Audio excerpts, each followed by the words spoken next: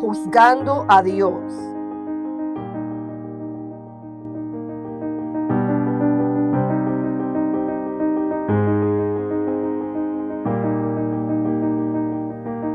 Hemos juzgado a Dios y lo hemos hallado culpable de aquellas cosas que no entendemos.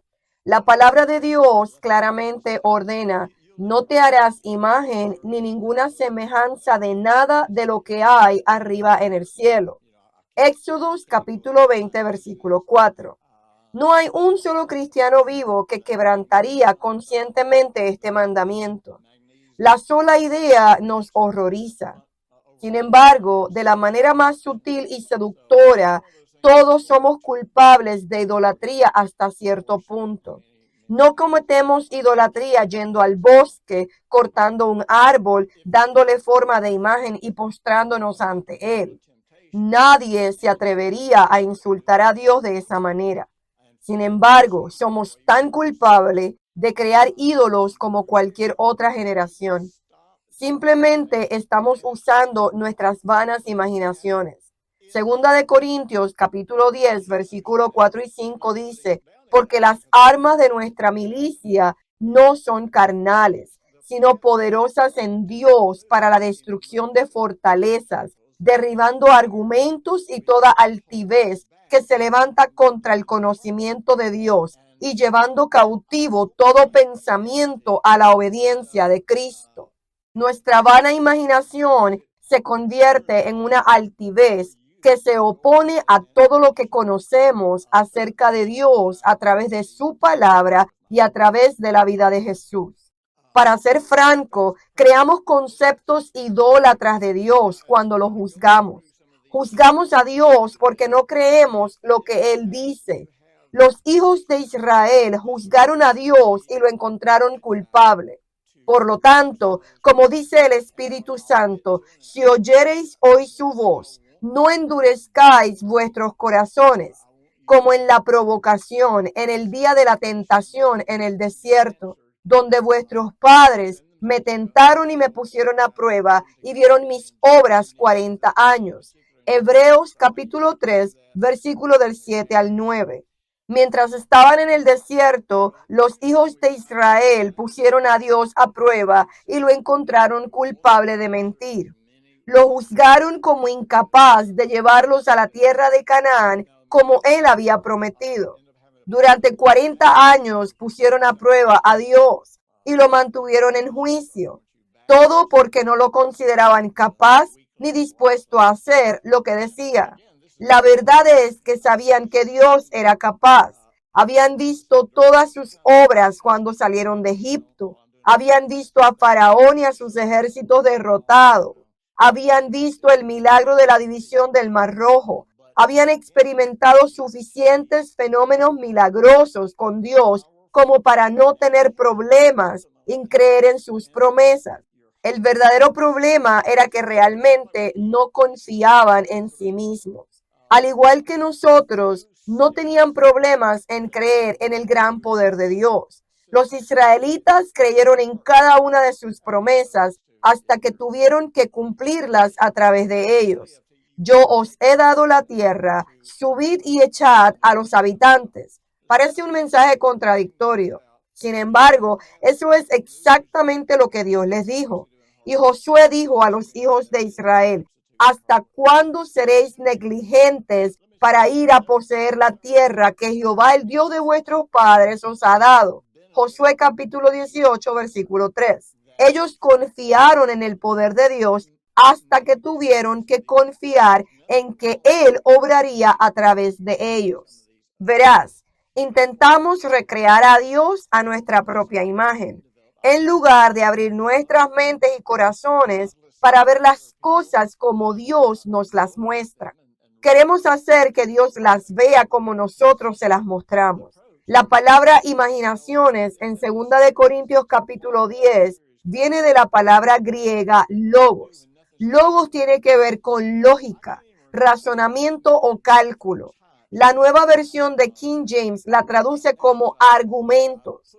Una imaginación vana es el resultado de razonar con la realidad o la verdad calcular y llegar a un concepto sobre Dios que no está basado en la verdad o la realidad.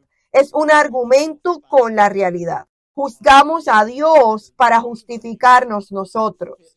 Creamos estas imágenes idólatras de Dios de muchas maneras. El primer método y el más obvio es ser egocéntricos. Cuando interpretamos el mundo en base a nuestra percepción de nosotros mismos. Dios creó al hombre a su propia imagen, pero como Dios de nuestro propio mundo, recreamos a Dios para que Él encaje en nuestra percepción del mundo. Creamos un concepto de Dios que justifica nuestras experiencias de vida. Cuando empezamos a preguntarnos por qué con respecto a Dios, entramos en juicio sobre Él. Dios nos ha dicho todo lo que necesitamos saber acerca de Él en su palabra. Él envió a Jesús, quien modeló todo lo que Él es. Deberíamos ser capaces de mirar la vida de Jesús y entender a Dios, pero no lo hacemos. Miramos nuestras experiencias y preguntamos, ¿por qué me pasó esto a mí? O miramos las tragedias del mundo y preguntamos, ¿por qué Dios permitió que eso sucediera?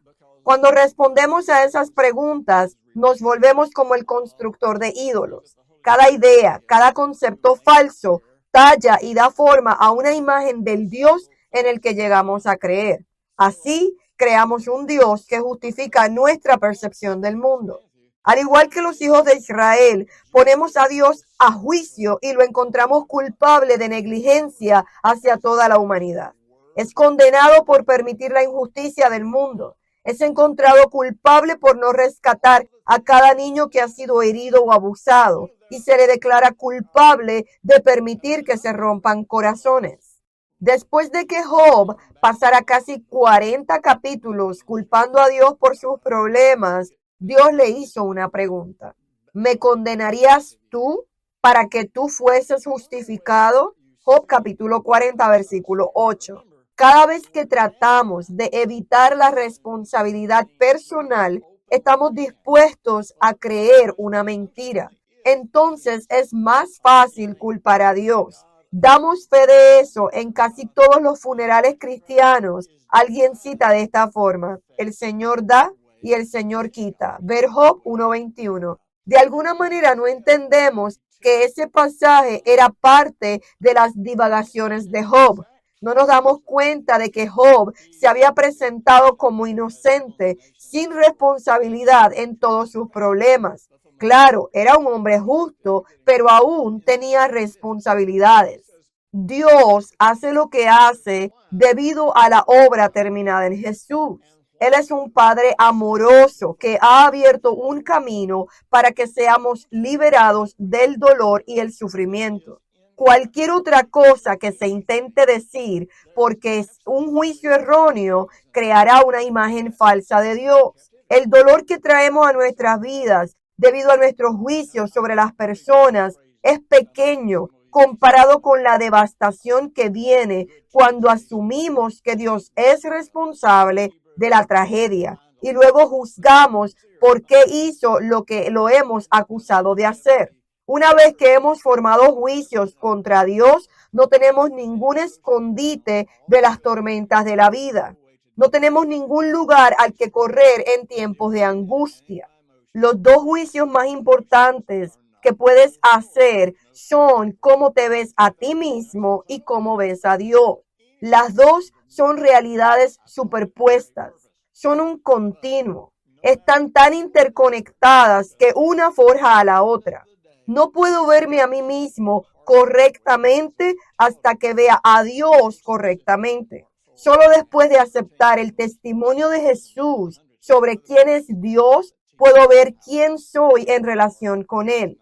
Mi concepto de mí mismo nunca podrá evolucionar independientemente de mi concepto de Dios. Después de todo, soy creado a su semejanza y a imagen de Dios. Soy una nueva creación en Cristo. Cada vez que creo un concepto de Dios para justificar o explicar lo que no entiendo, altero mi percepción de Dios, lo que en última instancia altera mi percepción de mí mismo.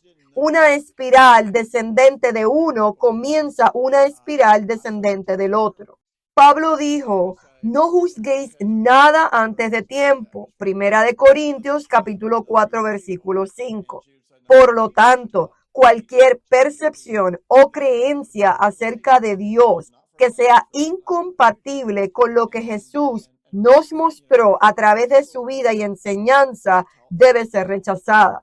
Todo lo que no podamos conciliar debemos dejarlo en paz. Todos tenemos preguntas sin respuestas sobre Dios y la vida. Todos tenemos situaciones que están más allá de nuestra explicación. Sin embargo, no debemos permitir que nuestra necesidad de juzgar nos haga juzgar a Dios. El final de ese camino es la devastación. Acepta el testimonio que Jesús modeló de Dios. Crea quién es Él. Cuando no entiendas, no juzgues.